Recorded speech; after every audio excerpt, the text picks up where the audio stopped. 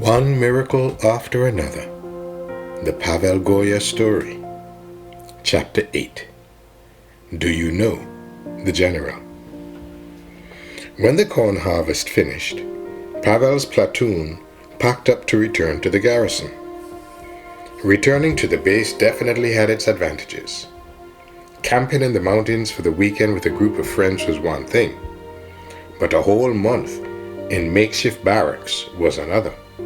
Everyone was glad to be back. The next morning, each soldier resumed the training that had been interrupted by the agricultural emergency. I wonder what kind of plan God will have for me, surrounded by all these military officials. In just a few days, I'll be faced with the faithfulness to the Sabbath all over again, Pavel thought, as he left the barracks. His thoughts were interrupted as he neared his training area. Approaching a group of high-ranking officers, he overheard one say, "What are we going to do? We have to get this repaired, and we don't have much time. The general will be here in a few weeks." Other officers quickly added that they had asked everyone they could think of, and no one knew anyone having woodworking skills. Respectfully addressing the officers, Pavel inquired about their need of someone with woodworking skills. One of the officers answered, "The palace that we now use for headquarters is a historical building dating back to the 16th century. It used to belong to the ruling king of the day. Many of the furnishings are original and irreplaceable." This morning, the major slammed the door a little too hard, and one of the large valances over a window came crashing to the floor. It missed his head by just an inch or two. He could have been killed. What makes it worse is that the valance has to be repaired rather than replaced, because it has the intricate carvings of a famous artist all across it. We need to make the repairs as soon as possible because of the general's inspection in a few weeks. It wouldn't be good for our garrison to be evaluated with the palace in this condition. Now tell us how you might be able to help," he inquired. "My father is a general contractor, and I have many years of woodworking experience. I'm sure I would be able to help you with the needed repairs," Pavel said with a smile. The officers escorted Pavel immediately to the palace to inspect the large wooden valance laying on the floor. Surveying the damaged piece of beautifully carved wood and the window high above them, Pavel confidently explained the tools he would need to repair the valance, as well as the proper scaffolding from which to work in order to reattach it safely above the window. On the spot, the relieved officers assigned him to the repair project. They assured him he would be provided everything he needed to make the repair. Being the only one with the skill to do this work is not all that bad, Pavel quickly decided. I think I could get used to having high-ranking officers complimenting me on my work day after day, he mused. It wasn't difficult to see that he was receiving a growing respect for his skill and craftsmanship. After completing the repair to the valance, he carefully fastened the heavy wooden masterpiece back over the window, making sure it would never fall down again. As he was finishing the repair project, he noticed the historical weapons display. There were knives, swords, and guns of all sorts. Many of the swords had to be hundreds of years old, and some of the guns dated back to the earliest models ever made. They were neatly organized and displayed on tables covered with beautiful linens. This is not the best way to preserve these valuable weapons, Pavel thought to himself. Calling the major over to one of the displays, Pavel explained to him the problem that would develop with corrosion as a result of prolonged exposure to the atmosphere containing high levels of humidity. The weapons really should be in wooden display cases with glass doors. This way, their beauty would be maintained. At the same time, they would remain highly visible. "I can see that you would do a beautiful job with the woodworking. But where would we get all the glass custom cut? asked the major. I have worked with glass many times as well, he assured him, and for some strange reason, I even brought my diamond for cutting glass with me, so I could begin right away if you would like, Pavel added. I like your idea. Let me discuss your proposal with the other officers, the major said with a smile. After a brief conference, the officers agreed that it would be wise to enclose the weapons. Having custom oak cabinets would also be a beautiful improvement for the general's upcoming inspection. Never had Pavel imagined that he would be building custom oak cabinets for a palace. How thankful he was that his father had taught him the importance of detailed craftsmanship. Carefully, he sanded, stained, and finished each cabinet. When the last piece of glass was in place, the officers were clearly impressed. Examining the finished cases displaying the weapons, they proudly exclaimed, "We couldn't have purchased finer cases from a custom cabinet maker in the city." As the officers stood commending Pavel for his excellent work, one of them remembered another project needing attention. Some of the paving stones used for the main entrance had been jarred from their place and needed to be reset. Once again, Pavel set out to make the repair as perfectly as he could. When he had finished resetting the stones, it was impossible to tell that a repair had been made. As the officers admired the newly restored entryway, they commented, "Young man, you make your country proud. Your skill and work ethic are impeccable." Silently, Pavel thanked God for blessing his work in a way that caused him to find favor in the eyes of the highest military officials of the garrison.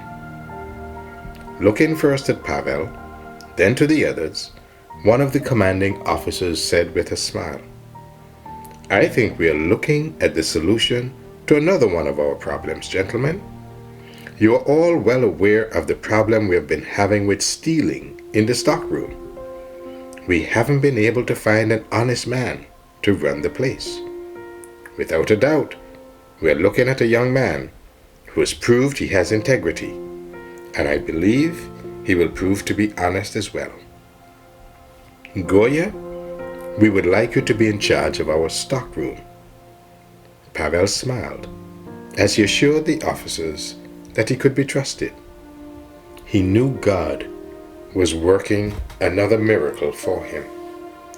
The stockroom would give him a place for privacy to worship and pray. In the barracks, the constant searches of personal belongings made it impossible for anyone to send him any kind of spiritually encouraging materials.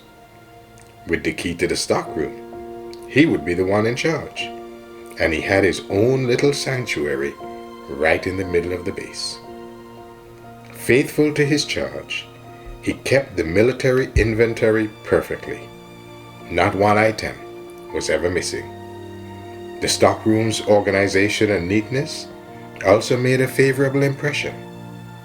After a couple of inventory audits, the officers in charge could see that they no longer had to worry about items vanishing. It was clear that they had found the right man for the job. From that time on, Pavel's privacy in the stockroom was never challenged.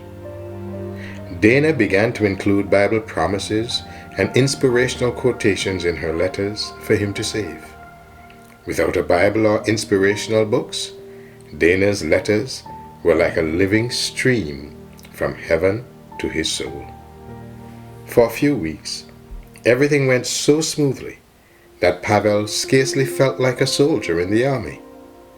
Because of the respect he had gained from the officers for his competence in the various projects he had completed, he was treated more like a celebrity than the young drafty that he was.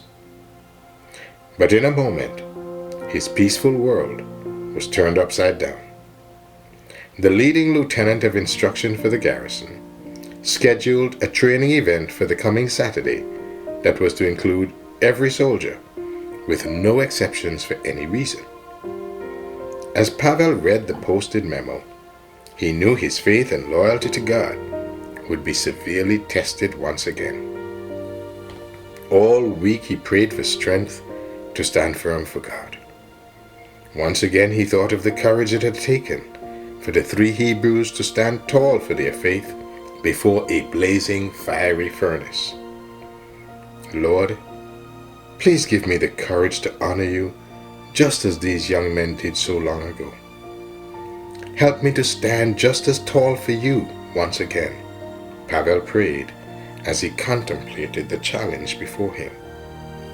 Today is the day, Pavel whispered to himself as he opened his eyes in the early morning darkness. Slipping from his cot, he made his way across the base to the stockroom. No one stirred. They were enjoying their last hour of sleep. Locking himself in his sanctuary, he spent time refreshing his mind with God's promises and prayer. He replayed the many miracles God had already worked for him during his first few weeks in the military. God had been so kind to him thus far. Surely he had a plan for this day as well. With peace in his heart and God's special presence surrounding him, he walked calmly from the stockroom to meet the day. Pavel fell into step with the others as they made their way to the training grounds.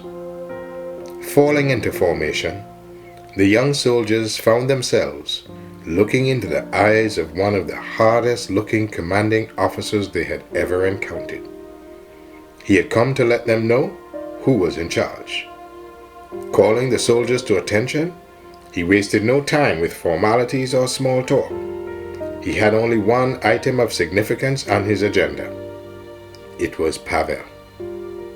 Positioning himself directly in front of him, he began screaming and yelling with much less dignity than his rank suggested. I checked with your other lieutenants.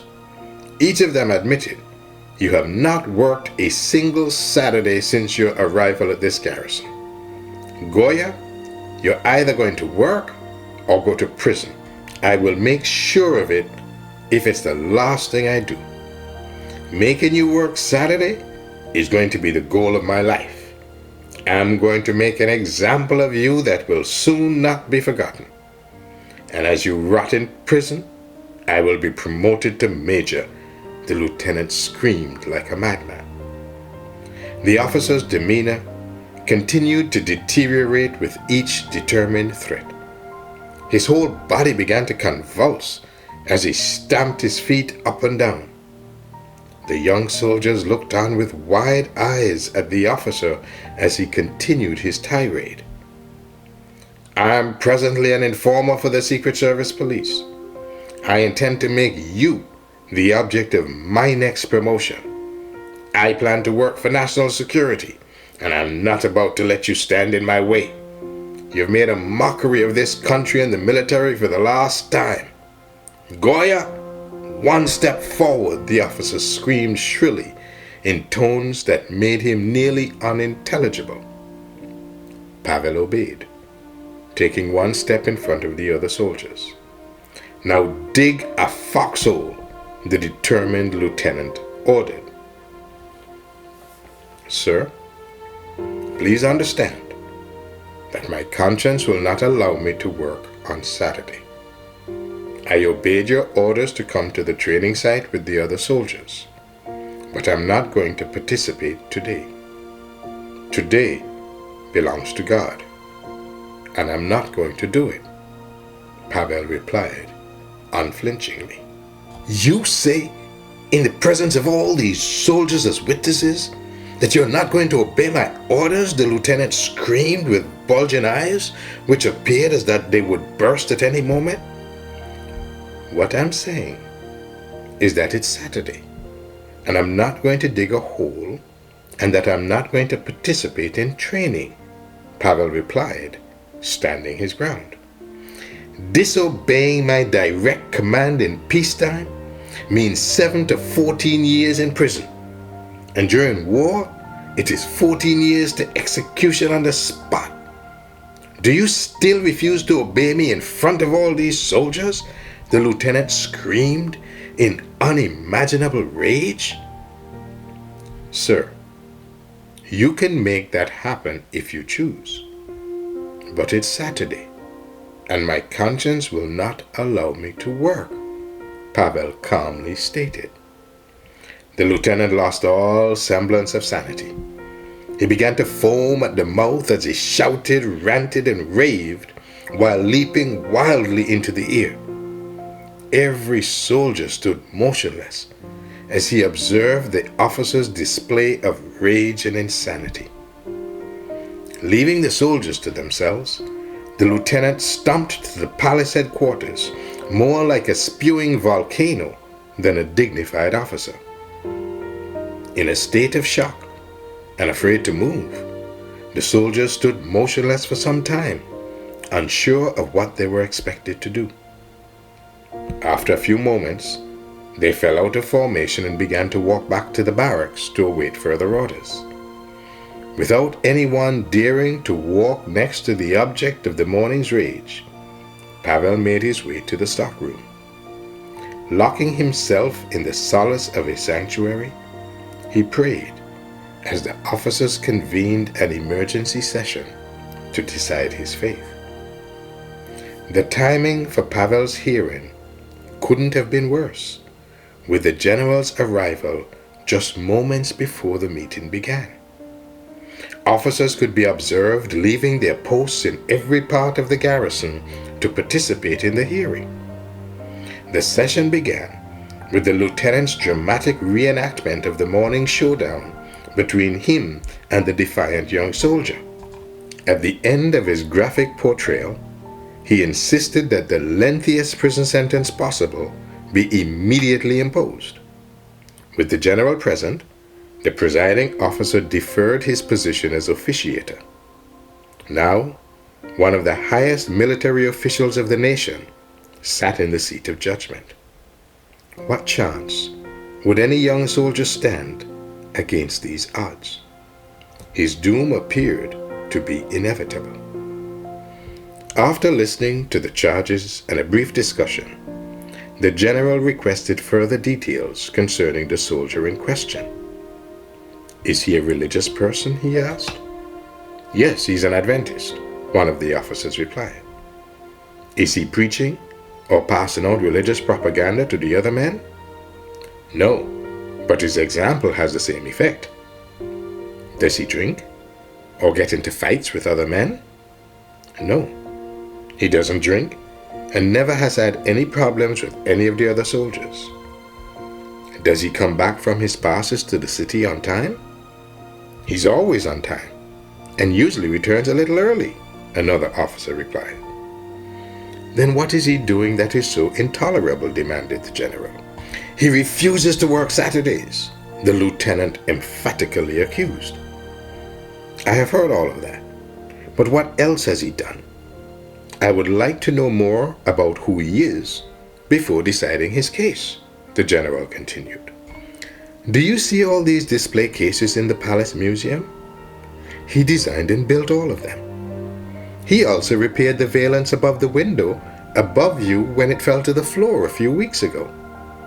He is also the one who beautifully repaired the paving stones in the entranceway," another officer explained. Another consideration worthy of mention would be his responsibilities in the stockroom. "Since he has taken charge of it, not one item has been missing," he added. "And you want to ruin his life?" the general asked in astonishment, looking around the room at the other officers. "I wish all our soldiers were like him. The military is obviously a better institution with his contributions," the general added with irritation in his voice. Turning to face the accusing lieutenant, he said with a bit of indignation of his own, "Leave him alone. If you touch this soldier, you will be in direct disregard of my orders, and I guarantee that you will lose your job. If you have nothing more on the agenda, I've heard enough. This case is closed." The general stood and walked deliberately from the room, casting a final piercing glance in the direction of the completely subdued lieutenant. "Pavel, open the door. It's me," a voice requested from outside the stockroom. Recognizing the voice of an officer who had treated him kindly from the beginning, Pavel opened the door. Looking intently into Pavel's face, the officer said, "Be honest with me. You know Christians are not supposed to lie. You can tell me, and I will keep it a secret. Do you have friends in the government?" "No, I don't know anyone in the government." "Are you a friend of the general then?" "No, I've never met him," Pavel assured him. "Well then, there really is a God after all. The general just ordered every officer in the garrison to leave you alone. This is unheard of in a communist country," he said, visibly shaken. Word for word, he recounted to Pavel the proceedings that had just taken place. "I would never have believed it had I not seen it with my own eyes," he said as he walked out the door. Another knock at the door interrupted Pavel's prayers of thanksgiving and praise. It was a sergeant who had also been friendly to him. He began just as the previous officer had, wondering if Pavel had connections in the government or if he was personally acquainted with the general. The sergeant also left with the same conviction: there must indeed be a God. A loud pounding on the door, followed by "Goya, open the door," signaled a much less friendly caller.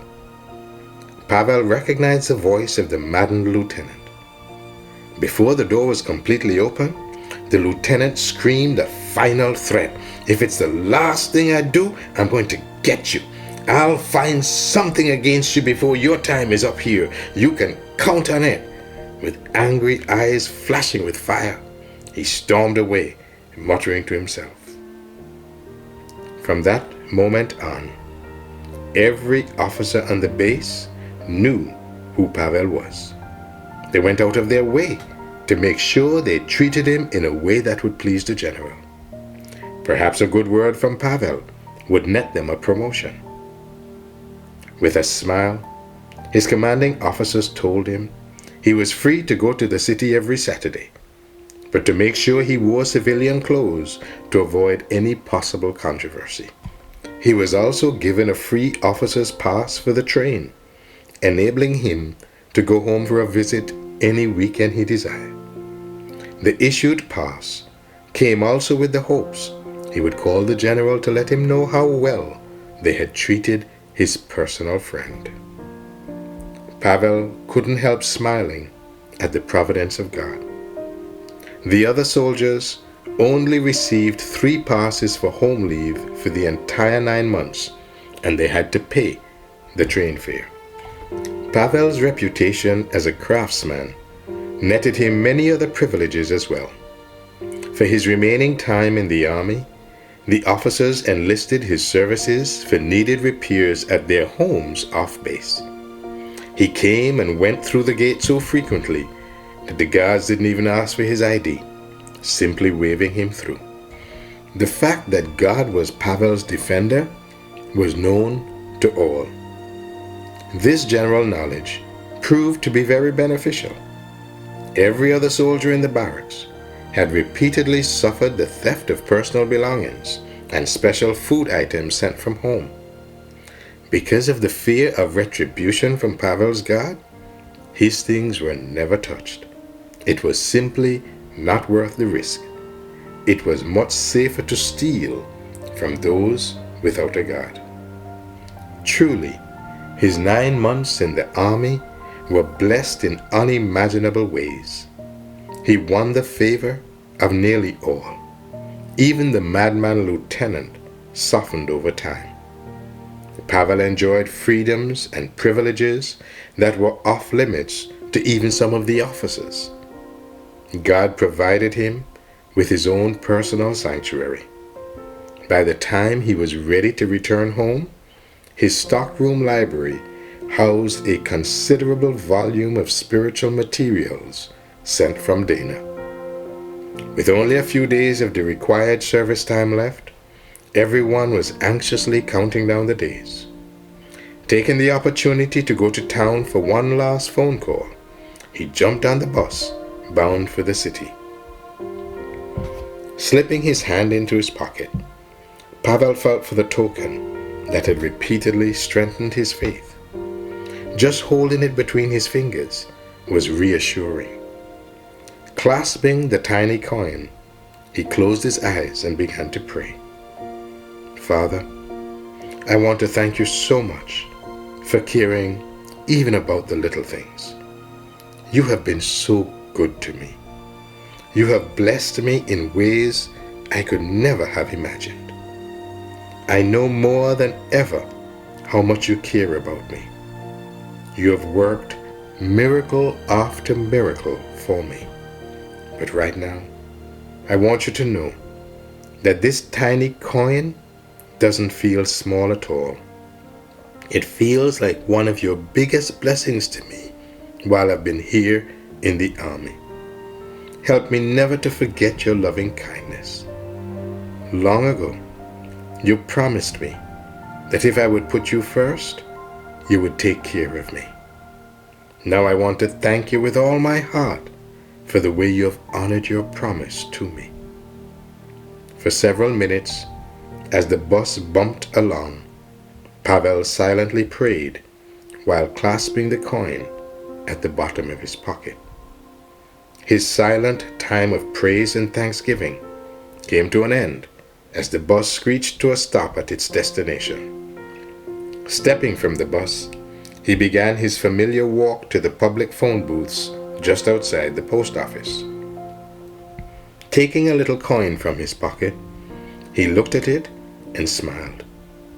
It seemed like just yesterday he had made his first trip from the military base to the phone booth.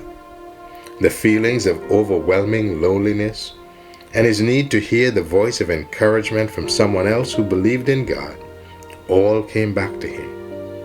If he could just talk for even a few minutes to someone who understood, he knew it would help him to be true to God. Without a doubt, his loyalty was about to be tested. Remembering his first day at the phone booth, he had searched his pockets for the money he would need to make a long-distance call and was sadly disappointed. All he had was a small coin. He had observed persons making long-distance phone calls place handful after handful of coins into the machine. Comparing that to his one lonely coin, he had concluded that he would only be able to say a quick hello and goodbye, and that would be all.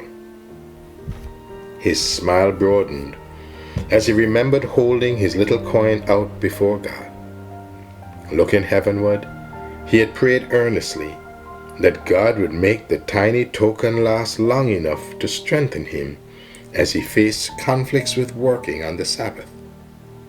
Stepping into one of the empty phone booths, he had wondered what God would do. Placing his coin into the machine, he dialed and waited to see what would happen. After talking for a couple of minutes, he knew that God was working a miracle. The longer he talked, the more excited he became. Hearing encouraging words from home was wonderful, but experiencing the freedom to talk on and on without money was just as wonderful. He knew he was experiencing a wonderful miracle. After 30 or 40 minutes, he had to say goodbye and return to the base. Thanking his family for the courage to be true to God whatever the cost, he hung up the phone. However, the familiar click of an ended call was immediately followed by an unexpected sound. His coin clinked as it dropped back into the chain slot below. Pushing open the little door for return change, he stared in wonder at his little coin. God had not only enabled him to talk to his loved ones for a half hour with a single token, he had also returned it for his need in the future. Pavel couldn't help smiling as he remembered the way he held the coin that day, praising his loving Heavenly Father all the way back to base. Thinking of all the calls he had made, he was most thankful for the ones to Dana. How their friendship had grown since that day when he was 6 and he had announced his intentions of marrying her. The good news was that Dana had gradually come to enjoy his companionship. As he was preparing to leave for the army, she had promised to be his faithful supporter and partner in prayer. Repeatedly, she had shared her deep love and confidence in God during their phone calls. Her strong faith had been a real blessing and inspiration. Their absence from each other had truly knit their hearts closer and closer together. The gentle tone of her voice assured him that she would not run from him now. More than one night he had fallen asleep, dreaming of the one who had become so dear to his heart. He was now sure he could answer the question Solomon posed in Proverbs. A good wife, who can find? Truly, God's coin had confirmed his blessing on their relationship. Now, here he was at the phone booth, 9 months later, to make his final call before returning home. At the end of each call, the coin he had used had been returned. Just as he was about to place it in the slot for the last time, he couldn't help remembering the way God had been also able to use it to speak to others. After a few weeks of using his coin, he had shared God's miracle with one of his close friends. Convinced that Pavel had fabricated the whole story, he had challenged him to prove it. Following him to the bank of phone booths, his friend stationed himself in one next to his. After witnessing a lengthy conversation, he concluded that Pavel had no doubt discovered a faulty phone and had been able to use it repeatedly to his advantage. Well, change booths with me, Pavel said, returning the challenge. After changing booths, only to hear his own call ended in less than a minute with the same denomination of coin, his friend decided it must have something to do with Pavel's coin. Change coins with me, Pavel challenged again. After they exchanged coins with similar results, there was nothing for his friend to say but, "There really is something to your God." With memories flooding his mind, Pavel stepped into a vacant phone booth to place his last call. As he deposited the coin and thought about all the times God had faithfully provided lengthy phone calls for him, he felt strong emotions. After several minutes, he ended his call to Dana with, "I love you and I will see you in a few days." Replacing the receiver, he heard his coin disappear into the machine. The coin box for return change was empty. God knew he wouldn't need it any longer. Walking back to the bus station, Pavel looked up and whispered his prayer in just 2 words. "Thank you." The end of chapter 8. One miracle after another. The Pavel Goya story.